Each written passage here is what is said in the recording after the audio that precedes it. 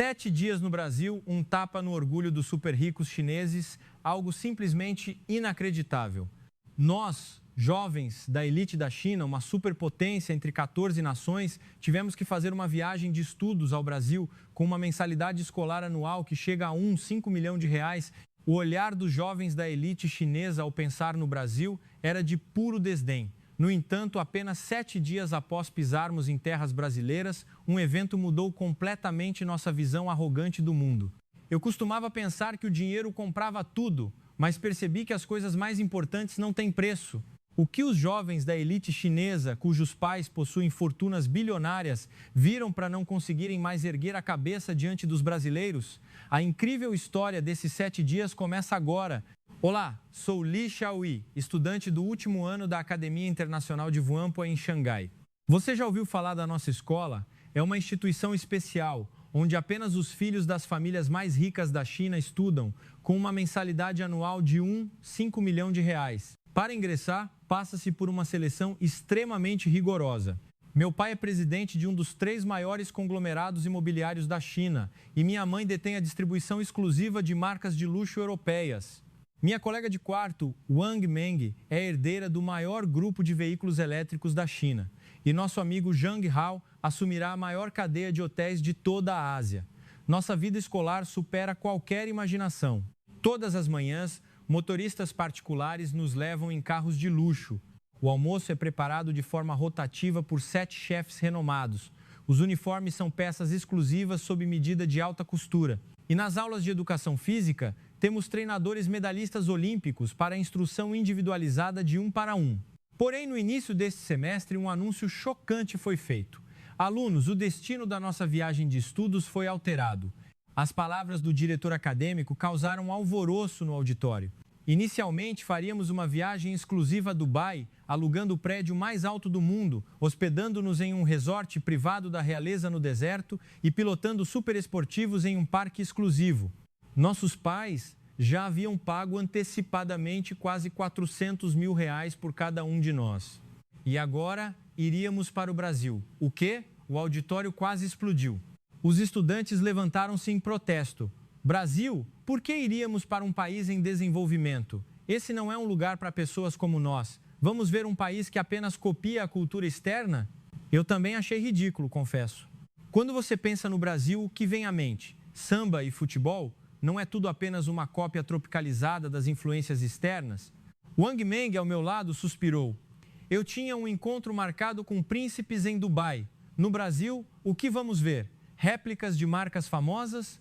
O professor de história Chen Hao costumava dizer: o Brasil historicamente esteve sob a influência da Europa, sua cultura é uma imitação. A arquitetura barroca deles é uma variação das igrejas portuguesas. Até a culinária deles é apenas uma adaptação. Por que iríamos a um país assim? Eu realmente não conseguia entender. Em casa, contei aos meus pais. Meu pai franziu a testa. Brasil? Por que esse lugar? Pagamos uma fortuna para você estudar nessa escola e não para ser enviada a um lugar como o Brasil. Minha mãe também se preocupou. Não é perigoso, minha filha? Ouvi dizer que a segurança lá é péssima e que há preconceito contra chineses. Não se preocupe, mãe. A escola garante nossa segurança, respondi. No dia seguinte, uma confusão ainda maior ocorreu na escola. Um grupo de pais foi pessoalmente questionar o reitor. Eram as figuras mais influentes da China. Senhor reitor, o que significa isso? Por que enviar nossos filhos para o Brasil? O pai de Wang Meng, presidente da gigante de carros elétricos, esbravejou. Não para Dubai, não para a Suíça, mas para o Brasil. O que há para aprender lá? Mas o novo reitor não recuou.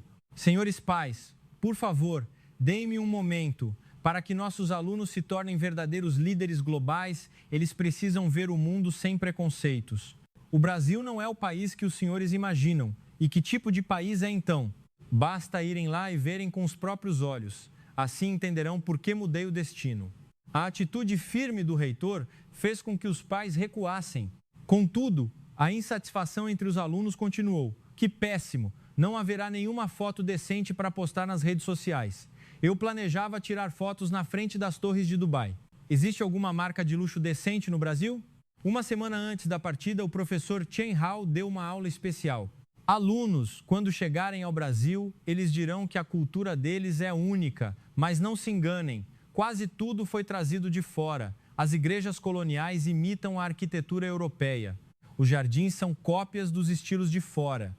Os alunos ficaram ainda mais desanimados. Parecia que iríamos para o interior do nosso próprio país, enquanto muitos de nós nunca sequer tinham visitado Pequim.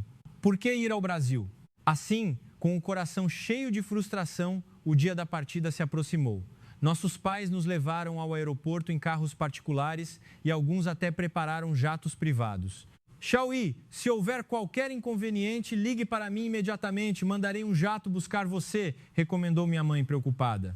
Aqui está seu cartão e dinheiro vivo. O Brasil usa muito cartão hoje em dia, mas leve isto por garantia. Meu pai me entregou uma carteira com cerca de R$35 mil em dinheiro vivo. Naquele momento, não sabíamos que, apenas uma semana depois, seríamos pessoas completamente diferentes e que descobriríamos algo que o dinheiro jamais poderia comprar. Na manhã seguinte, o dia da partida finalmente chegou.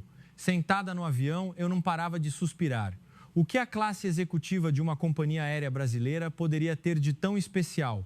Certamente seria muito inferior às companhias chinesas. Mas no instante em que pisei no avião, algo já parecia diferente. Olá, bem-vindos, é um prazer recebê-los em nosso voo. Uma comissária de bordo nos cumprimentou em um chinês perfeito.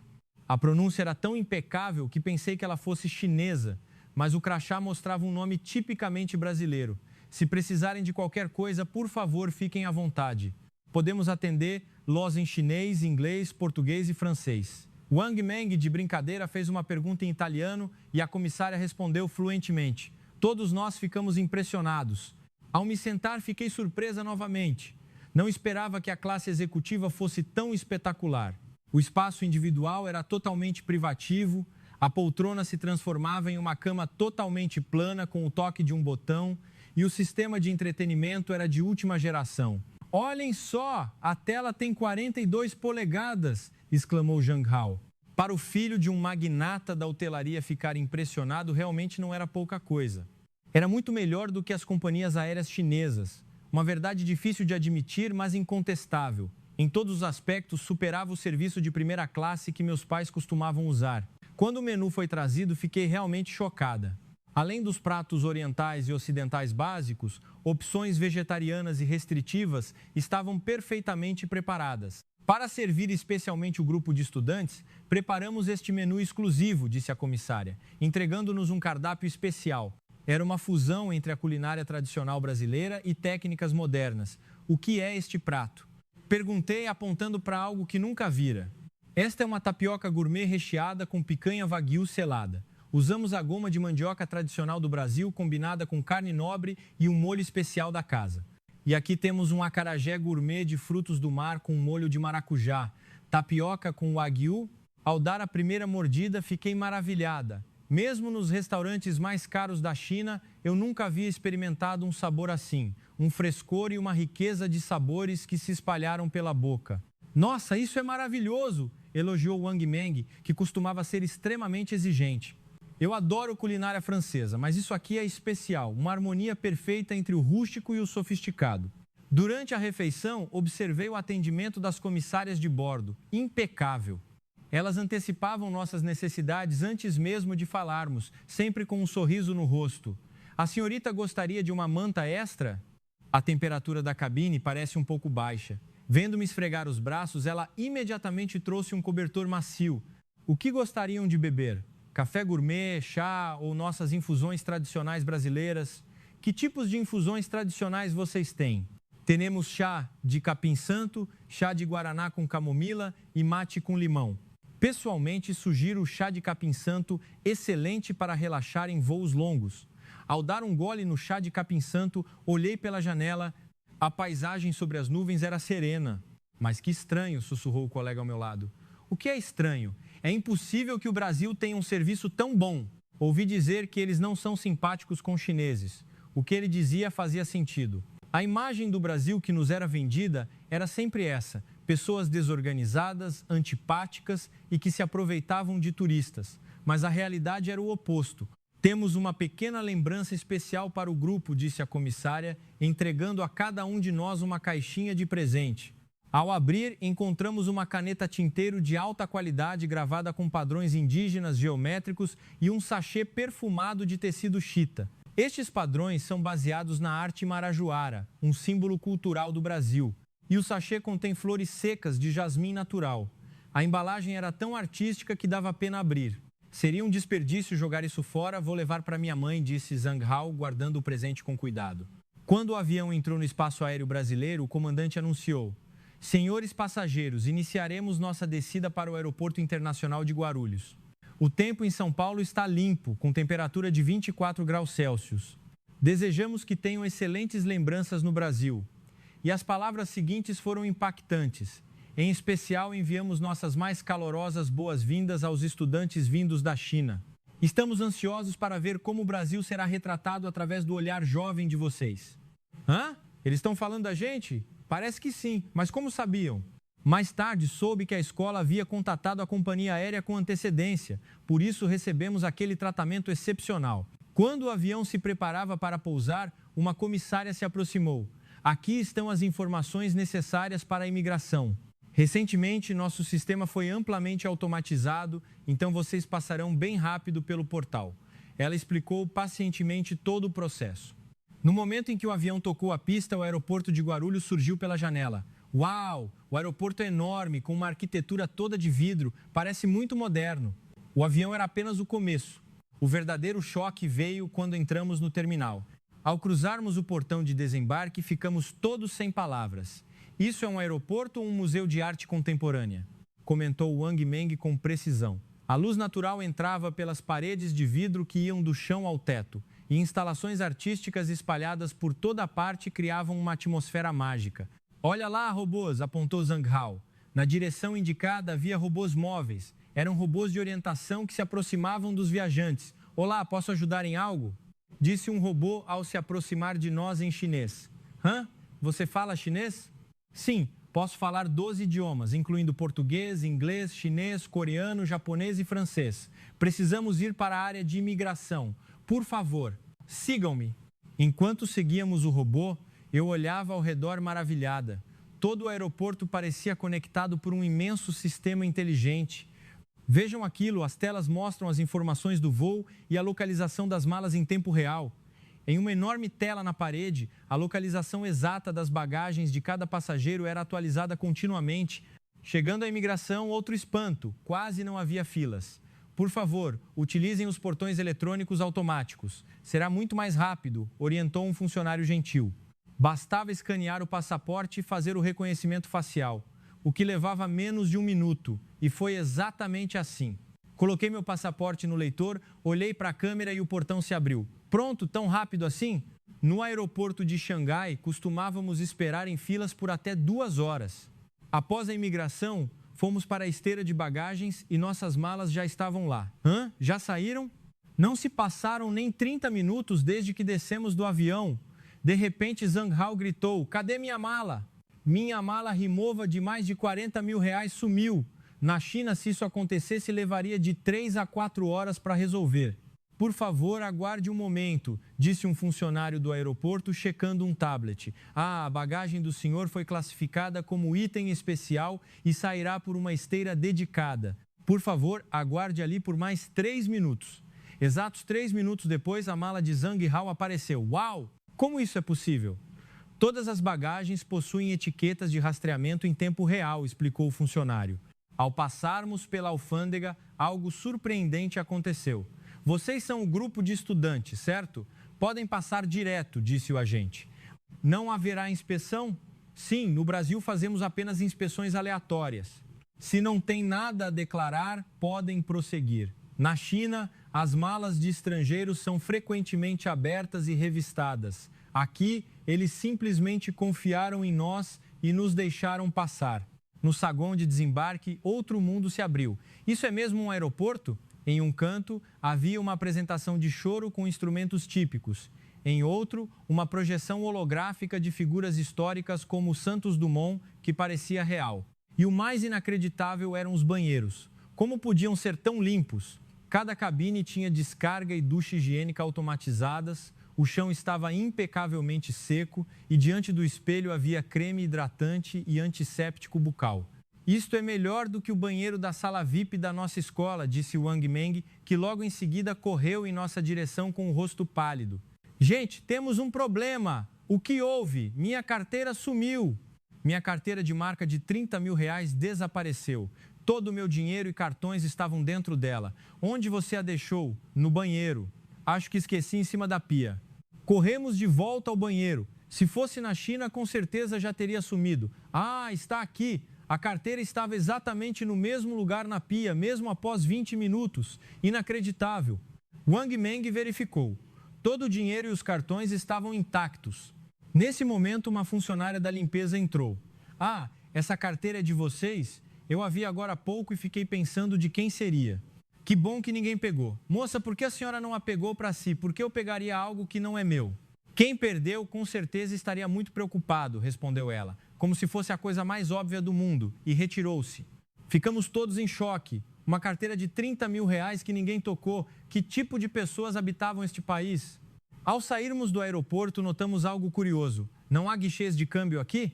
Sim, mas ouvi dizer que não precisa de dinheiro em espécie. Aqui tudo é pago com cartão ou celular. Sociedade sem dinheiro físico? Sim, até vendedores ambulantes aceitam Pix e pagamentos por aproximação. Embora a China também tenha pagamentos móveis avançados, muitos lugares ainda exigem dinheiro em espécie, especialmente para estrangeiros. No subsolo do aeroporto, pegamos o trem expresso que ia direto ao centro de São Paulo. Era rápido e frequente. A estação era limpa, com horários precisos e portas de segurança que isolavam completamente a plataforma dos trilhos. Quando o trem chegou, nova surpresa, parecia novinho em folha. Assentos limpos, ar-condicionado perfeito e sinal de Wi-Fi gratuito extremamente veloz. Durante a viagem, a paisagem na janela impressionava. Condomínios organizados, ruas limpas. Olhem aquela ponte que gigante. Uma enorme ponte estaiada sobre o Rio Pinheiro surgiu, imponente, parecendo ainda mais impressionante do que as pontes de Xangai. Embora relutássemos em admitir, era a verdade. À medida que nos aproximávamos do centro, os prédios aumentavam, mas pareciam seguir um planejamento urbano estruturado. O Brasil é mesmo assim? Murmurou Wang Meng. O professor Shen disse que era um país atrasado. Como um país atrasado tem um aeroporto e um sistema de transporte assim? Ninguém soube responder, pois era o oposto do que havíamos aprendido. Este era o país que considerávamos subdesenvolvido? Inacreditável. Saindo da estação, fomos em direção ao centro histórico. As ruas transbordavam vida, repletas de turistas de todo o mundo. Uau, quanta gente! O estranho era que, mesmo com a multidão, as ruas continuavam limpas. Quase não se viam lixeiras transbordando. O guia explicou: os brasileiros têm a consciência de levar o lixo para casa ou descartá-lo nos locais corretos sem jogá-lo na rua. Entramos em uma cafeteria famosa perto da Praça da Sé. O interior era ultramoderno. Olá, bem-vindos, os funcionários nos receberam alegremente. Mas espere, só havia um funcionário? Uma cafeteria enorme de 4 andares e apenas um atendente? Sim, nossa cafeteria opera de forma automatizada. Por favor, façam seus pedidos pela tela tátil ou pelo aplicativo. Tocando na grande tela na parede, o menu apareceu em português, inglês e chinês. Como pagamos? Com cartão ou celular. Após inserir o número da mesa, um robô trouxe nossas bebidas. De fato, 5 minutos depois, um robô garçom deslizou até a nossa mesa com os pedidos. Incrível, isso é real? Exclamou Zhang Hao, fascinado. Enquanto tomávamos café, discutíamos o roteiro do dia seguinte. Amanhã vamos visitar o Real Gabinete Português de Leitura? Que tédio, deve ser só uma cópia barata da Europa. Cerca de 40 minutos depois, saímos da cafeteria. Mas ao chegarmos ao hotel, gritei desesperada. Ah, minha carteira! De novo? Agora a sua! Era uma carteira de marca de edição limitada de mais de R$40 mil, contendo cerca de R$35 mil em dinheiro e vários cartões. Onde você a esqueceu? Na cafeteria, em cima da mesa. Já se passou 1 hora. Na China, a chance de recuperá-la seria 0. Vamos voltar e tentar. Pegamos um táxi de volta. Assim que entramos, o funcionário nos reconheceu imediatamente. Ah, vocês voltaram, estão procurando uma carteira? Sim. Como o senhor sabia? Eu vi a carteira em cima da mesa onde vocês estavam e aguardei. Vi pelos documentos que era de estudantes chineses. Ele pegou a carteira de uma gaveta. Era minha. Verifiquei apressadamente. O dinheiro e os cartões estavam todos lá. Muito obrigada. Muito obrigada mesmo. De nada. Isso acontece com frequência aqui. Todo mês, uns 3 ou 4 clientes esquecem laptops, mas todos voltam para buscar. Não podíamos acreditar. Esquecer um laptop e não perder? Sim, uma vez um laptop de última geração ficou aqui por 2 dias sem que ninguém aparecesse. Eu já estava prestes a levá-lo à polícia. No caminho de volta, Wang Meng sugeriu: Ei, que tal fazermos um experimento? Que experimento? Ver se o Brasil é realmente tão seguro assim. Vou esquecer algo de propósito. No dia seguinte, fomos a um parque movimentado. Wang Meng deixou intencionalmente seus fones de ouvido sem fio premium, de cerca de R$3.000, sobre um banco de madeira. Vamos dar uma volta e voltar em 30 minutos. Exatos 30 minutos depois, voltamos e os fones ainda estavam lá. Inclusive, uma pessoa no banco ao lado nos disse: Ah, vocês voltaram para pegar isto? Estávamos nos perguntando de quem seria. Desta vez foi a vez de Zhang Hao. Vou tentar com algo maior. Ele deixou propositalmente uma bolsa clutch de luxo, avaliada em mais de R$50.000 no banheiro público do shopping. Desta vez, com certeza vai sumir, é um banheiro público. 1 hora depois, ao retornar, uma funcionária da limpeza estava com a bolsa na mão. Você está procurando por isto, não é? Encontrei aqui dentro e estava indo entregar na segurança.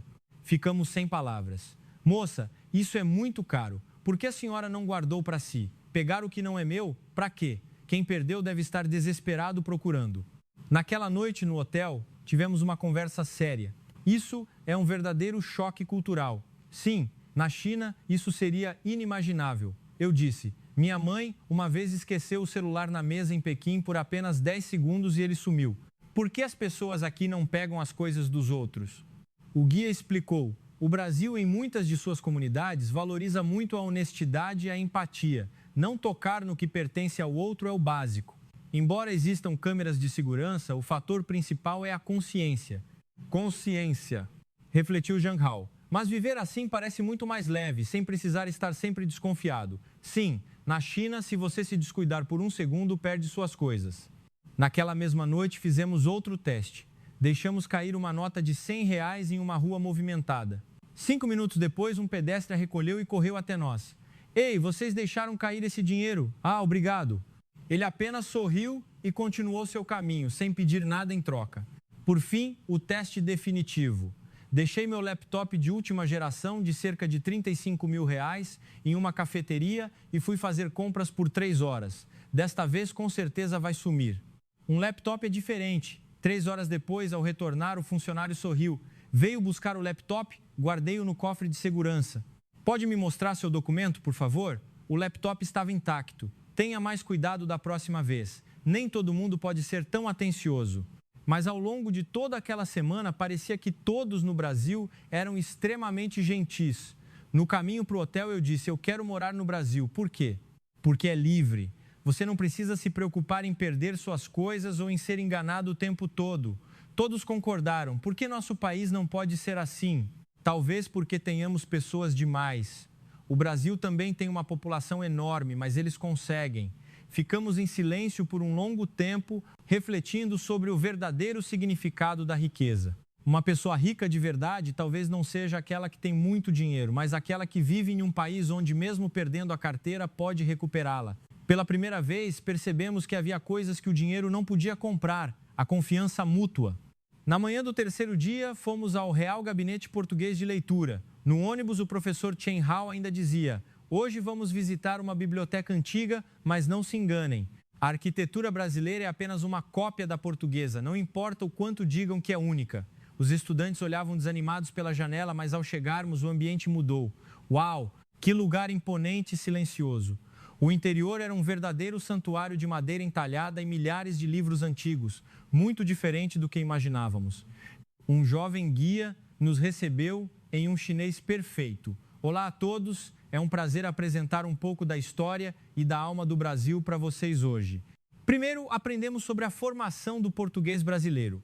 Originalmente, os colonizadores trouxeram o idioma português. No entanto, para expressar a musicalidade, os sentimentos e o ritmo local, o povo brasileiro incorporou milhares de palavras das línguas indígenas, principalmente do Tupi-Guarani, e das línguas africanas como o Iorubá. O professor Chen acenou com a cabeça com desdém. Diferente do português europeu, que é mais fechado e formal, o português do Brasil tornou-se uma língua extremamente suave, cheia de vogais abertas e ritmo. expressando a identidade única e a alma acolhedora deste povo. Na tela, um vídeo ilustrava como as palavras indígenas e africanas se fundiram ao português. Eles transformaram o idioma europeu para criar sua própria forma de falar, admirou-se Zhang Hao. Foi um esforço para moldar uma identidade cultural própria. O guia sorriu. Exatamente. Herdamos a estrutura do português, mas o segredo da cultura brasileira está em como assimilamos as influências e as transformamos em algo exclusivamente nosso. Não é mera cópia, é evolução. Na área de atividades, tentamos escrever algumas palavras comuns em português brasileiro usando caligrafia artística. Experimentei escrever meu próprio nome, Li Xiaoyi. Realmente ficou lindo. O professor Chen interrompeu, mas não se pode negar que a influência europeia ainda é a base. O guia respondeu educadamente: nós herdamos valores da Europa, mas a essência do Brasil está na nossa capacidade de recriar e dar calor humano a tudo o que recebemos. Essa é a nossa força. Em seguida, visitamos uma obra-prima de Oscar Niemeyer. A arquitetura brasileira valoriza muito a integração com o meio ambiente, explicou o guia. A estrutura de curvas fluidas de concreto branco parecia flutuar contra o céu. Vejam como a obra não agride o cenário, mas parece fazer parte da própria natureza. Ao contrário da monumentalidade rígida da cidade proibida na China, que buscava demonstrar poder, o modernismo brasileiro trazia leveza e respeito ao espaço natural. O concreto curvo e os jardins de Burle Marx traziam uma estética totalmente nova. Uau! O ambiente aqui transmite paz, disse Wang Meng, respirando fundo. É uma beleza muito diferente da imponência fria dos nossos palácios imperiais, que nos fazem sentir pequenos. Aqui, a arquitetura parece nos abraçar. À tarde, experimentamos vestir roupas feitas de renda renascença, uma técnica de renda tradicional e sofisticada do Nordeste brasileiro. Em um ateliê de alta costura, ficamos maravilhadas. Uau! Quantos vestidos e detalhes lindos! Havia centenas de peças que combinavam a renda tradicional com designs modernos e fluidos. A renda renascença é completamente diferente das vestimentas chinesas, explicou a estilista. Ela é feita inteiramente à mão, traçando desenhos delicados que valorizam a leveza e a elegância natural. Cada ponto carrega o tempo e a paciência de artesãs talentosas. Ao vestir o longo vestido rendado, senti minha postura mudar. Era extremamente elegante, transmitindo uma sensação de delicadeza e sofisticação tropical. Os padrões da renda também trazem significados inspirados nas flores e na vegetação do cerrado e da caatinga. Nós celebramos nossa natureza através dos fios, completou a estilista. Caminhamos pelo Parque do Ibirapuera usando as roupas de renda. Sentimos que as pessoas nos olhavam com carinho. Alguns estudantes brasileiros que passavam sorriram e disseram: vocês estão maravilhosas com esses vestidos. São da China? Sim. Sejam muito bem-vindas ao Brasil, tenham uma viagem incrível. A simpatia deles nos desarmou novamente. Nos pontos turísticos da China, os locais muitas vezes só pensam em como cobrar a mais dos turistas. Quando o sol começou a se pôr no horizonte, refletindo tons dourados no lago do parque, a vista era deslumbrante. Realmente é lindo, admitiu Zhang Hao. Uma beleza muito diferente da China. Wang Meng concordou. Não é uma beleza que tenta te esmagar pela grandeza, mas que entra suavemente no coração. Ao devolvermos as roupas, a estilista perguntou: o que acharam? Foi maravilhoso. Não imaginava que a renda brasileira fosse tão profunda e bela. Ela não é apenas uma roupa, carrega a alma e a paciência do povo. No ônibus de volta, o professor Chen Hao permaneceu em silêncio durante todo o trajeto. Os alunos sussurravam entre si: professor, a cultura brasileira parece realmente ter uma identidade muito forte e única. A moda e a arquitetura deles têm uma estética completamente diferente. O professor Chen apenas murmurou: precisamos observar mais para tirar conclusões, mas nós já sabíamos, o que nos ensinaram na escola não era toda a verdade. Naquela noite no hotel, Wang Meng disse: quero aprender português. Sério? Sim. A musicalidade do português do Brasil e essa beleza cultural precisam ser conhecidas pelo mundo. Eu adicionei: também quero comprar um vestido de renda renascença para levar para a China. Ficou louca? Usar isso na China vão te olhar torto. Por quê? É lindo e agora sabemos que tem uma história totalmente diferente da nossa. Passamos muito tempo debatendo sobre a diferença entre o que aprendemos nos livros e o que vimos com os próprios olhos. Será que vivemos alienados por tanto tempo? Por que não nos ensinaram a verdade? Talvez porque tivessem medo de que passássemos a amar o Brasil. O Brasil não era, de forma alguma, o país atrasado que imaginávamos. O quarto dia foi livre. O guia sugeriu: hoje experimenta em São Paulo por conta própria. A região da Avenida Paulista e da Vila Madalena são ótimas para sentir a energia dos jovens locais. Pegamos um ônibus elétrico moderno. Era extremamente limpo, silencioso, com ar-condicionado perfeito e rede Wi-Fi de alta velocidade. Ao descermos, sentimos a vibrante energia da juventude. Roupas estilosas, artistas de rua e lojas criativas. Havia uma atmosfera de autêntica liberdade. De repente, avistamos uma cafeteria peculiar com uma placa: Café da Confiança sem atendentes. Sem atendentes de verdade? Curiosos entramos. Realmente não havia nenhum funcionário. Na entrada, um painel explicava: faça seu pedido, pague você mesmo e sirva-se. Juntos construímos uma cultura de confiança e cuidado mútuo.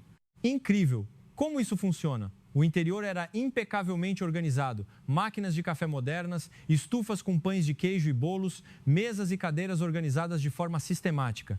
Fizemos o pedido no terminal eletrônico, realizamos o pagamento via Pix ou aproximação, recebemos um código e o inserimos na máquina. O café gourmet fresco e o pão de queijo quentinho foram preparados na hora. Uau, isso é totalmente futurista! Mas o mais impressionante foi outro detalhe. Em quase todas as mesas vazias, havia laptops, tablets e até carteiras. Seus donos pareciam ter saído apenas para ir ao banheiro. Eles deixam as coisas assim sem medo de serem roubados? Mesmo com câmeras de segurança, parecia um voto de confiança extremo. Cerca de 30 minutos depois, o dono de um dos laptops retornou e voltou ao trabalho tranquilamente. Com licença, posso te fazer uma pergunta? Abordei-o. Você não tem medo de deixar seu laptop aí? O rapaz sorriu. Aqui todo mundo faz isso. Nós confiamos uns nos outros. Às vezes as pessoas deixam as coisas aqui por um dia inteiro. Um dia inteiro? Sim, alguns clientes frequentes deixam seus pertences e saem para almoçar ou resolver coisas. Ninguém mexe. Ficamos em choque. Olhando ao redor, percebi que mesmo sem se conhecerem, as pessoas cuidavam umas das outras. Você pode dar uma olhadinha na minha mochila rapidinho? Pediu um rapaz a um desconhecido para ir ao banheiro. Claro, sem problemas. Na China, aquela mochila desapareceria no mesmo instante. Também testamos. Zhang Hao deixou seu laptop na mesa e saiu para fazer uma ligação de 15 minutos. Ao voltar, o aparelho continuava intocado. O rapaz da mesa ao lado comentou: teve alguém que olhou para a mesa agora há pouco e eu avisei que o dono já voltava. Muito obrigado. Sem nem nos conhecer, ele protegeu nossos pertences. Saindo de lá, caminhamos pelas ruas da Vila Madalena. Havia apresentações de dança, música ao vivo e arte em grafite por toda parte. Uau, que dançarinos incríveis! A multidão se reunia para aplaudir e contribuir voluntariamente. Na China, apresentações de rua sem uma licença rígida seriam interrompidas imediatamente. Aqui, a arte acontecia livremente. Um grupo de universitários brasileiros se aproximou. Vocês são da China? Sim, bem-vindos ao Brasil. É a primeira vez de vocês aqui? Eles nos cumprimentaram com imenso carinho. O que estão achando? Incrível! A sensação de liberdade aqui é contagiante. Eles nos levaram a um local especial frequentado por estudantes, um espaço cultural escondido em um beco charmoso. Aqui também é semi-automatizado. O pedido é feito pelo totem e um pequeno robô traz na mesa. De fato, um pequeno robô inteligente nos trouxe os refrescos. Obrigado, dissemos. De nada, aproveitem, respondeu o robô. Os estudantes brasileiros nos explicaram. O Brasil tem investido muito em automação para otimizar serviços. Temos lojas de conveniência totalmente sem atendentes e bibliotecas públicas que funcionam 24 horas por dia de forma 100% automatizada. Conversando com eles, aprendemos muito. Os universitários brasileiros frequentemente trabalham enquanto estudam para pagar a faculdade ou se sustentar. Vocês trabalham em cafeterias, lojas, dando aulas particulares? Seus pais não ajudam? Alguns ajudam, mas a maioria de nós prefere ser independente e construir a própria vida. Que choque! Nós usávamos os cartões de crédito dos nossos pais como se o dinheiro fosse infinito. E quando falta dinheiro, a gente se vira. Mas como é um dinheiro que nós mesmos conquistamos, damos muito mais valor e consumimos com mais consciência. Perguntei, mesmo os jovens de famílias ricas fazem isso? Sim, o conceito de independência é muito forte aqui. Trabalhar cedo é visto como um orgulho e uma forma de ganhar experiência. No início da noite, eles nos recomendaram um restaurante local de comida caseira. Vocês precisam experimentar o nosso prato feito ou PF. É a verdadeira refeição do dia a dia do brasileiro. Era um restaurante simples, mas muito cheio. Serviram-nos pratos generosos com arroz, feijão, farofa, salada e uma carne deliciosa. Uau, quanta comida! E você pode repetir o arroz e o feijão de graça se quiser, tudo por apenas R$ 25. Na China, uma refeição dessa qualidade custaria pelo menos 3 vezes mais. No Brasil, os preços para o consumo básico do dia a dia eram muito estáveis. Apenas itens de luxo importados eram muito caros. O sabor era maravilhoso, um sabor acolhedor de comida de mãe. Depois do jantar, voltamos a caminhar. Mesmo passando das 20 dóis, as ruas continuavam movimentadas e seguras. O policiamento era visível e preventivo. Vimos muitas mulheres caminhando sozinhas sem preocupação. Na China, às 22, nossos pais já estariam nos buscando de carro. Aqui, podíamos caminhar até tarde. Wang Meng sugeriu, vamos caminhar um pouco mais tarde, o que acham? Será que é seguro? Vamos tentar, quem sabe, quando teremos essa liberdade de novo. Caminhamos até a 1 da manhã. O mais incrível era que, mesmo àquela hora, as ruas continuavam limpas. As pessoas guardavam seu lixo para descartar corretamente. Na China, o lixo só seria limpo na manhã seguinte por equipes públicas. A consciência das pessoas aqui era realmente diferente. Voltando de táxi para o hotel, Zhang Hao refletiu. Hoje percebi algo. Um país desenvolvido de verdade não é aquele com os arranha-céus mais altos, mas aquele onde as pessoas podem confiar plenamente umas nas outras. Todos concordamos. Eu acrescentei. Nós temos muito dinheiro, mas vivemos ansiosos, com medo de perder as coisas, com medo de golpes. As pessoas aqui podem ter menos recursos materiais, mas vivem com muito mais liberdade e paz. Naquela noite pensei muito, quem realmente pertence à elite mundial? Essa pergunta não saía da minha mente. No 5º dia, tivemos uma programação especial, um dia de homestay em uma casa de uma família de classe média brasileira. Confesso que estava muito preocupada. Quão apertada e desconfortável seria uma casa comum. Eu e Wang Meng fomos enviadas para a mesma residência. O táxi nos levou a um prédio residencial em um bairro tranquilo de São Paulo. Um apartamento de 3 quartos? Achei pequeno, tinha quase o tamanho da sala de estar da minha casa. Ao tocarmos a campainha, uma senhora de meia-idade nos abriu a porta com um sorriso caloroso. Olá, meninas, estava esperando por vocês. Entrem, por favor. O hall de entrada já me surpreendeu. Podem deixar os sapatos aqui, por favor. No Brasil, muitas famílias adotam o hábito de tirar os sapatos ao entrar em casa para manter o ambiente limpo. A sala de estar era pequena, mas extremamente aconchegante e organizada. A casa é simples, mas quando tudo é bem organizado, há espaço para tudo, sorriu ela. O apartamento aproveitava cada centímetro com móveis planejados inteligentes. Este é o quarto meu e do meu marido, e aqui é o dos meus filhos. Eles logo devem chegar da escola e da faculdade.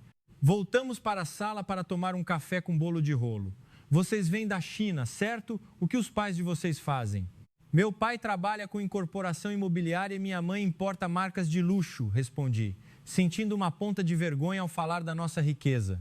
Ah, que bom, devem ser trabalhos muito dinâmicos, disse ela, sem qualquer sinal de inveja. E a senhora o que faz? Sou professora de escola primária e meu marido é analista administrativo. Uma típica família de classe média. Pouco depois, os filhos chegaram. Oi, meninas, que prazer receber vocês, disseram o filho universitário e a filha que cursava o ensino médio, demonstrando uma simpatia contagiante. Toda a família se reuniu para preparar o jantar. O pai temperava a carne, o filho fazia a salada, a filha arrumava a mesa. Essa divisão de tarefas era algo totalmente novo para nós.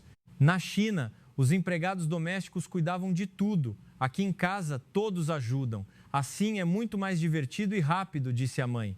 Na hora do jantar, uma refeição simples, mas deliciosa foi servida.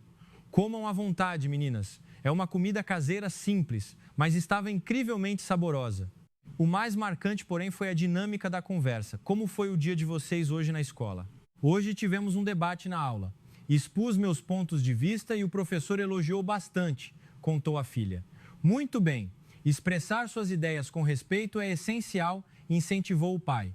Pais e filhos conversavam de igual para igual. O filho discordou educadamente de uma opinião do pai e o pai ouviu com paciência. Pai, não acho que seja bem assim por causa disso. Sério? Me explique melhor o seu ponto de vista. Na China, uma cena assim seria considerada uma falta de respeito inaceitável. Depois do jantar, fomos ajudar a lavar a louça. Vocês são visitas, podem descansar. Não, de jeito nenhum, queremos ajudar. Pela primeira vez na vida, lavei um prato. E, surpreendentemente, foi muito divertido. Vocês nunca tinham lavado louça na China? Não. Em casa temos funcionários para isso. Entendo, mas é sempre bom aprender as tarefas básicas. Como farão quando forem morar sozinhas e independentes? As palavras dela faziam todo sentido. À noite, a família se reuniu na sala. Cada um fazia sua atividade, mas compartilhavam o mesmo espaço. O pai lia um livro, a mãe fazia crochê, o filho estudava no laptop e a filha lia. A verdadeira felicidade está nessas coisas simples, disse a mãe. Não precisamos de luxo para estarmos em paz e unidos. Por volta das 22, conversamos sobre o silêncio no prédio. Por estarmos em um condomínio, todos respeitam muito o horário de silêncio após as 22. Evitamos barulho ou passos pesados para não incomodar os vizinhos. Todos fazem isso? Sim, precisamos pensar no próximo. O morador de cima pensa em nós e nós pensamos no morador de baixo. Antes de dormirmos, a filha entrou no nosso quarto. Meninas, fiz isto para vocês. Ela nos entregou 2 pulseiras de macramê tecidas à mão. Fiz na minha oficina de artes na escola. Não tem valor financeiro, mas espero que seja uma recordação carinhosa do nosso país. Na manhã seguinte, mesmo cedo, toda a família se reuniu para o café da manhã. Vocês sempre tomam café juntos? Sim, o café da manhã é o início do dia, por isso fazemos questão de compartilhar esse momento. Ao nos despedirmos, a mãe nos abraçou. Nossa casa não é grande nem luxuosa, mas somos muito felizes porque temos amor e respeito uns pelos outros. Aquelas palavras tocaram profundamente meu coração. No táxi de volta ao hotel, comentei com Wang Meng. Nossas casas são 100 vezes maiores que o apartamento deles, mas eles parecem muito mais felizes. Sim, havia um calor humano indescritível ali. Eles conversam, trabalham juntos e se importam uns com os outros. Na minha casa, cada um se tranca no seu próprio quarto. À noite, os outros colegas compartilharam histórias parecidas. A casa onde fiquei era simples, mas todos eram muito unidos. O pai cozinhou para nós, algo impensável na China. Zhang Hao concluiu: descobri que a felicidade não depende do tamanho da casa, mas da proximidade entre os que vivem nela. Wang Meng acrescentou: eles vivem em espaços pequenos, mas cuidam uns dos outros. Nós vivemos em mansões, mas mal nos falamos. Naquela noite, mandei uma mensagem para minha mãe. Mãe, hoje visitei uma família brasileira. A casa deles é muito menor que a nossa, mas eles parecem muito mais felizes. Queria tanto que jantássemos juntos e conversássemos mais. A resposta dela veio logo em seguida, curta, mas tocante. Eu também gostaria muito, minha filha. Quando você voltar, vamos tirar um tempo para nós. Lágrimas correram pelos meus olhos. Ter dinheiro não garante a felicidade. Uma pessoa rica de verdade é aquela que pode compartilhar os momentos simples da vida com quem ama. Minha casa era 10 vezes maior, mas nossa felicidade não era nem 1/10 da deles. No 6º dia, fomos conhecer o lado tecnológico e inovador do Brasil. Nosso primeiro destino foi um parque tecnológico de alta tecnologia. O Brasil também tem tecnologia avançada? A China com certeza deve estar muito à frente, disse Zhang Hao com convicção. Mas ao entrarmos, sua percepção mudou totalmente. Fomos recebidos por um robô de inteligência artificial que conversava de forma natural e demonstrava expressões empáticas. Ele nos apresentou os robôs em uso prático no país. Robôs médicos, robôs de reabilitação física, robôs educacionais e robôs de assistência social. Para que serve aquele robô ali? Perguntei. Aquele é um robô de assistência para idosos. Ele conversa com eles, monitora as funções cognitivas e os orienta em exercícios físicos leves, explicou o guia. O Brasil está passando por um processo de envelhecimento populacional, por isso focamos em desenvolver tecnologias de cuidado. A tecnologia não serve apenas para demonstração de força, mas para resolver desafios sociais reais. Zhang Hao questionou: a China também produz muitos robôs. Qual é a diferença? Os robôs desenvolvidos aqui priorizam a empatia e a conexão com o ser humano. A precisão técnica é crucial, mas o bem-estar emocional do usuário é a nossa prioridade máxima. Em seguida, vimos a maqueta interativa de uma cidade inteligente totalmente operacional. Toda a cidade estava integrada em um sistema centralizado de controle de tráfego, energia, segurança e meio ambiente. Em caso de acidentes, o sistema ajustava automaticamente os semáforos para abrir caminho para as ambulâncias e enviava alertas em tempo real aos motoristas próximos. O mais impressionante era a participação direta da população. Qualquer cidadão podia reportar problemas urbanos por meio de um aplicativo simples. Bastava tirar foto de um buraco na rua ou de um poste de luz apagado e enviar. O chamado era encaminhado diretamente ao setor responsável. E o andamento do reparo era atualizado em tempo real para o usuário. Na China, o governo resolve tudo de forma centralizada. Aqui, os próprios cidadãos participam ativamente da gestão da cidade. Comentei maravilhada. Isso é uma verdadeira cidade inteligente. Tecnologia de ponta não basta. As pessoas precisam construir a comunidade juntas. Ao final da visita, Zhang Hao admitiu: estou chocado. Eu pensava que a China era a única potência tecnológica de ponta, mas me enganei. Em termos de quantidade, a China produz mais, mas em termos de qualidade e humanização. Wang Meng completou: a tecnologia deles não é fria. Foi isso que mais me marcou. O guia do parque, ao ouvir a conversa, comentou: o maior recurso do Brasil é a sua gente. Por isso, investimos fortemente em educação, inovação e no desenvolvimento de sistemas que valorizam cada indivíduo. Criamos tecnologia para servir as pessoas e não o contrário. No ônibus de volta, o professor Chen Hao finalmente se manifestou: admito que a tecnologia deles é impressionante. Toda a classe se surpreendeu. Mas no final não é apenas uma adaptação da tecnologia ocidental? Zhang Hao contestou de imediato: professor, os robôs que vimos hoje foram totalmente desenvolvidos e patenteados aqui. O Brasil possui um número expressivo de patentes globais de inovação. Temos que reconhecer que há áreas em que eles nos superaram. O professor não disse mais nada. Naquela noite, escrevi em meu diário: hoje vi o futuro, mas não era um futuro frio. Era um futuro feito por pessoas e para pessoas. Será que a China conseguirá construir um amanhã onde o ser humano seja o verdadeiro propósito da tecnologia?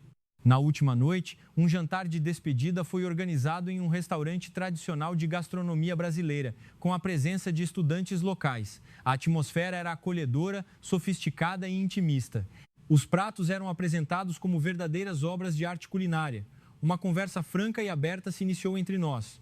Uma estudante chamada Mariana confessou: para ser sincera, ficamos um pouco receosos quando soubemos que vocês viriam. Achávamos que os jovens ricos da China viriam apenas para ostentar sua riqueza. Respondi sinceramente: nós também pensávamos o mesmo. Nós subestimamos o Brasil, achando que seria um país desinteressante e atrasado. Agora nos sentimos muito envergonhados. Zhang Hao comentou: eu achava que a tecnologia chinesa era a melhor em tudo, mas a abordagem brasileira me impressionou muito. Não se trata de quem é melhor ou pior, mas sim da filosofia por trás. Vocês criam tecnologia com foco na humanização. Wang Meng perguntou aos brasileiros: o que vocês pensam sobre a China? Um estudante chamado Pedro respondeu: sendo honesto, às vezes sentimos um certo receio. A China é gigantesca econômica e politicamente. Mas, ao mesmo tempo, admiramos muito a escala do mercado de vocês, a vasta população e a milenária história cultural. Fiquei surpresa. Sério? Pois nós invejamos o Brasil, invejamos a liberdade de vocês, a confiança mútua na sociedade e a harmonia com que vivem. No fim das contas, ambos desejamos o que não temos.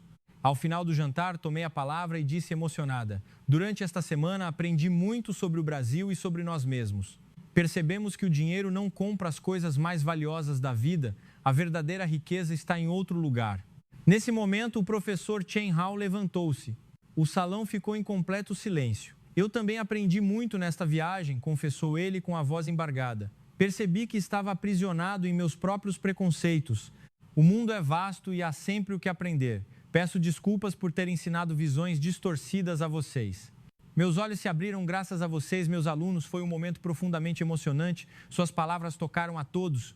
O reitor da escola tomou a palavra em seguida. Agora vocês compreendem por que escolhi o Brasil para esta jornada? Ver o mundo de mente aberta e aprender com humildade é a verdadeira marca de um líder global. O Brasil pode ter seus desafios, mas possui uma força imensa. Nós somos grandes, mas ainda temos muito a melhorar. Devemos aprender uns com os outros para crescermos juntos. O professor Chen Hao acrescentou: eu costumava ensinar que o Brasil era um reflexo tardio de outras culturas, mas esta viagem me provou o contrário. O Brasil é uma nação com uma identidade cultural vibrante, independente e única. Mais do que isso, enquanto nossa sociedade na China muitas vezes sofre com a desconfiança mútua, o Brasil se sustenta sobre a base da confiança cotidiana entre as pessoas. O verdadeiro desenvolvimento reside nessa harmonia social. Foi uma declaração marcante e sincera. Após o jantar, fomos a um mirante próximo para contemplar a vista noturna da cidade. Amanhã não veremos mais essa paisagem, lamentou Zhang Hao. Nenhuma foto consegue capturar o que estamos sentindo aqui. Mariana sugeriu, vamos fazer uma promessa. Mesmo voltando para a China, vamos manter vivo o que aprendemos aqui e nos esforçar para compreender os outros sem julgamentos prévios. Tiramos uma foto em grupo, selando aquele momento.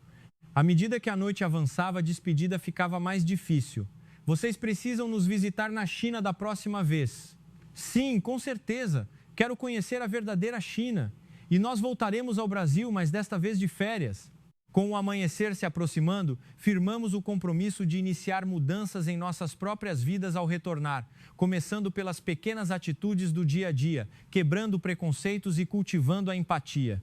No terminal do aeroporto de Guarulhos, nossos sentimentos eram completamente opostos aos de uma semana atrás. Nossos novos amigos brasileiros foram nos despedir. Se cuidem, mantenham contato. Com certeza sempre. Nos abraçamos emocionados e acenamos até o último instante. No avião, o sentimento de saudade do Brasil já apertava nosso peito. Quero muito voltar para lá, sussurrou Wang Meng. Eu queria era morar lá definitivamente, completou Zhang Hao. O voo de volta passou rápido. Ao pousarmos no aeroporto de Xangai, a diferença de atmosfera foi imediata. O ar parecia mais pesado e tenso. A área de imigração estava lotada, com filas intermináveis e funcionários de semblante frio e distante, tão diferente do acolhimento que havíamos experimentado. Esperar pelas malas levou mais de 40 minutos. Na China isso sempre foi o comum, mas agora aquelas pequenas coisas pareciam incômodas e burocráticas.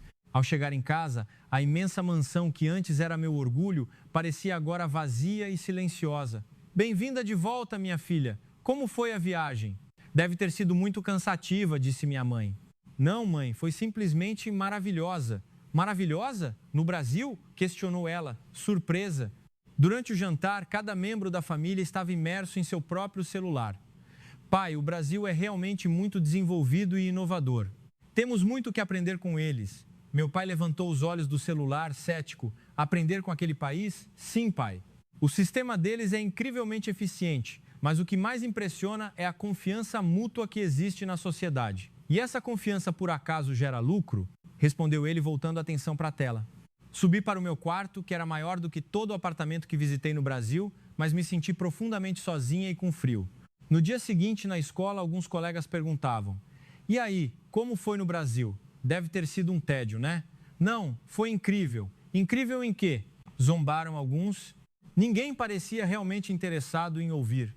Durante a aula, o professor Chen Hao nos pediu para compartilhar nossas impressões. Enquanto alguns faziam comentários superficiais, chegou a minha vez. Eu aprendi o verdadeiro sentido da convivência no Brasil. Um lugar onde você pode esquecer seus pertences e recuperá-los sem problemas. Onde as mulheres podem caminhar em paz à noite e as pessoas genuinamente cuidam umas das outras. E o que há de tão especial nisso? Desdenhou um aluno. É muito especial, respondi com firmeza. Nós temos fortunas, mas vivemos cercados de desconfiança e ansiedade. Eles podem viver de forma mais simples, mas desfrutam de uma liberdade e felicidade genuínas que o dinheiro não compra. O professor Shen interveio. A Xiaoyi tem toda a razão. Eu também aprendi imensamente nesta viagem. Percebi que fomos muito arrogantes no nosso julgamento. A classe inteira ficou em silêncio. Orgulhos que antes carregávamos com tanta empáfia transformaram-se em profunda reflexão. Em casa, continuei pensativa. Jantávamos juntos, mas as conversas eram inexistentes. Eu sentia falta do calor e da conexão real que vi na família brasileira. Na escola, as conversas dos meus amigos continuavam focadas apenas em bens materiais. O pai de fulano comprou um prédio novo, minha mãe comprou um iate. Eles não compreendiam o valor do esforço próprio ou da independência pessoal. Um dia, enquanto estudava português na biblioteca da escola, Wang Meng se aproximou. Você está mesmo estudando? Sim. E você? Eu também comecei. Estou fazendo aulas online. Sorrimos uma para a outra. Parecia que apenas nós duas havíamos mudado de verdade. Naquela noite, decidi conversar seriamente com meus pais. Quero fazer minha graduação no Brasil. O quê? Meu pai assustou-se. Por que no Brasil? Por que não nos Estados Unidos ou na Inglaterra? Porque no Brasil há lições essenciais que preciso aprender. Não apenas conhecimentos acadêmicos, mas como viver com mais humanidade e propósito. Eles não conseguiram compreender.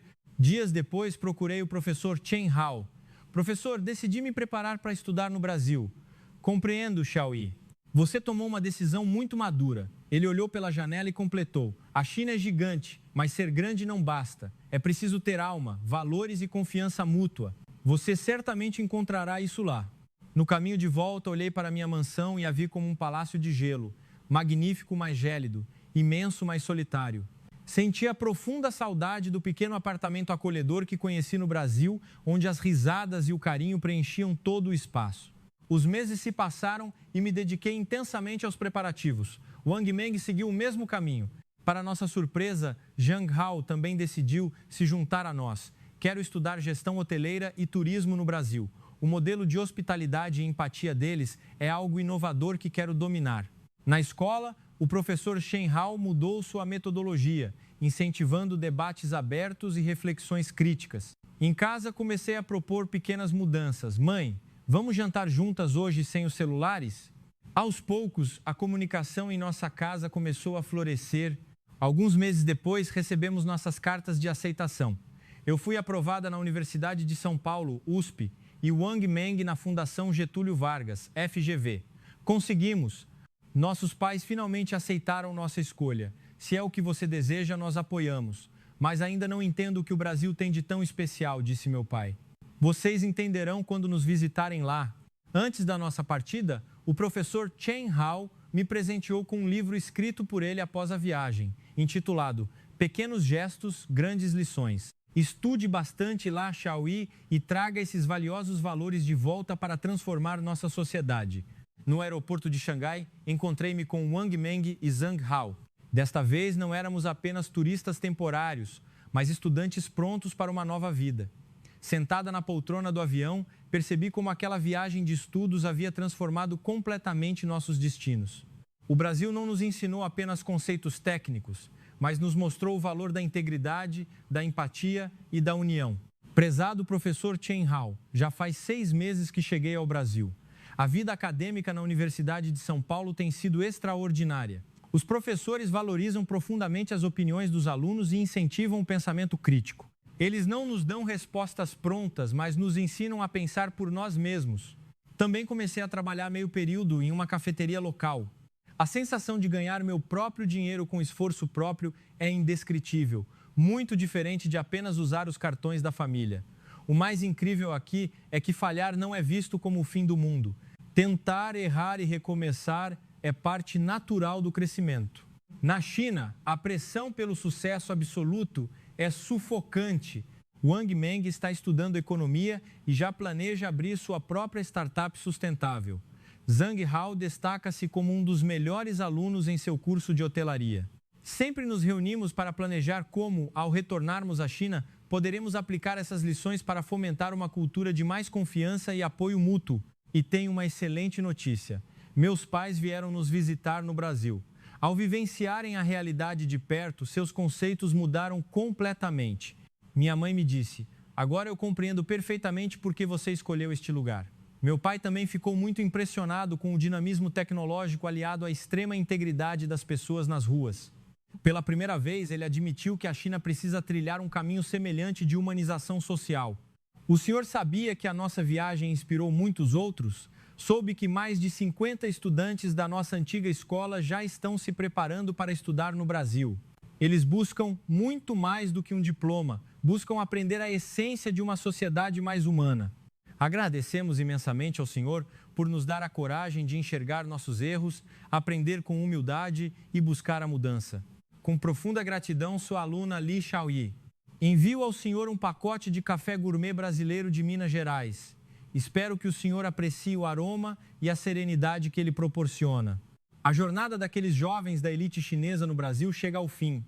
Essa experiência de autodescoberta e aprendizado de valores intangíveis nos convida a uma profunda reflexão. Muitas vezes, a verdadeira grandiosidade reside na simplicidade, e a vida mais rica é aquela desprovida de excessos materiais. Uma nação verdadeiramente desenvolvida não se mede pela altura de seus edifícios, mas pela elevação moral e empatia de seus cidadãos. Eles não encontraram no Brasil arranha-céus frios ou luxo ostensivo, mas sim uma infraestrutura invisível chamada confiança mútua. Uma carteira esquecida que retorna intacta ao dono não é um milagre, mas o reflexo da dignidade de uma sociedade construída sobre a integridade individual. O que Li Xiaoyi e seus amigos realmente almejavam não eram mansões suntuosas, mas o calor de uma mesa compartilhada em família, a felicidade sincera que cabe em pequenos espaços. A verdadeira riqueza é a liberdade de não precisar desconfiar do próximo, a segurança de caminhar em paz sob as estrelas e o bem-estar que nasce da cooperação. Reconhecer nossas próprias falhas não é uma derrota, mas o primeiro passo para o verdadeiro crescimento pessoal. Hoje, Li Xiaoyi e seus amigos trilham um novo caminho de aprendizado com humildade, cultivando valores que um dia servirão de sementes para um futuro mais acolhedor e integrado. Que nós também possamos valorizar e preservar a simplicidade, a segurança e os laços afetivos que dão verdadeiro sentido às nossas vidas. No final, o mundo pode ser vasto, mas quando nossos corações se conectam em empatia, descobrimos que somos todos vizinhos na mesma grande comunidade humana.